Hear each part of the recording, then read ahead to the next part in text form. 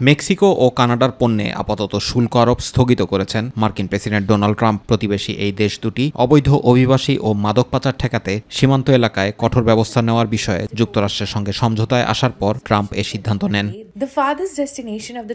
সংবাদ সংস্থা এপির এক প্রতিবেদনে বলা হয়, অবৈধ অভিবাসন এবং মাদক চোরাচালান বন্ধে ট্রাম্প কঠোর হওয়ার যে নীতির দাবি জানিয়েছেন তার প্রেক্ষিতে সীমান্তে আইন শৃঙ্খলা আরও জোরদারে সম্মত হয়েছেন কানাডার বিদায়ী প্রধানমন্ত্রী জাস্টিন ট্রুডো এবং মেক্সিকান প্রেসিডেন্ট ক্লডিয়া শেনবাম, যার ফলে মঙ্গলবার থেকে আগামী ৩০ দিনের জন্য ২৫% শুল্ক আরোপের ঘোষণা স্থগিত করেছে যুক্তরাষ্ট্র। এদিকে যুক্তরাষ্ট্রে থাকা অবৈধ ভারতীয় অভিবাসীদের ফেরত পাঠানোর কার্যক্রম শুরু হয়েছে। স্থানীয় সময় সোমবার একটি সামরিক বিমান ভারতীয় অভিবাসীদের নিয়ে উড্ডয়ন করে। এক প্রতিবেদনে ব্রিটিশ সংবাদ সংস্থা রয়টার্স এ তথ্য জানায়। প্রতিবেদনে বলা হয়, অনুমান করা হয় যুক্তরাষ্ট্রে প্রায় ১,১০,০০,০০০ অবৈধ অভিবাসী রয়েছেন, যাদের মধ্যে ভারতীয়রাও অন্তর্ভুক্ত।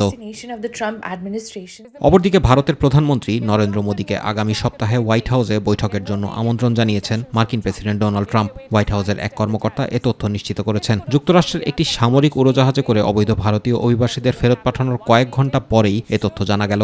বলা হচ্ছে, এই বৈঠক দেশ দুটির দ্বিপাক্ষিক বাণিজ্য ও কৌশলগত সম্পর্কের ক্ষেত্রে একটি গুরুত্বপূর্ণ পদক্ষেপ হিসেবে বিবেচিত হচ্ছে, কারণ ভারতীয় পণ্যেও সমান শুল্ক আরোপে ট্রাম্পের হুমকি নিয়ে যথারীতি দুশ্চিন্তায় পড়েছে মোদী সরকার।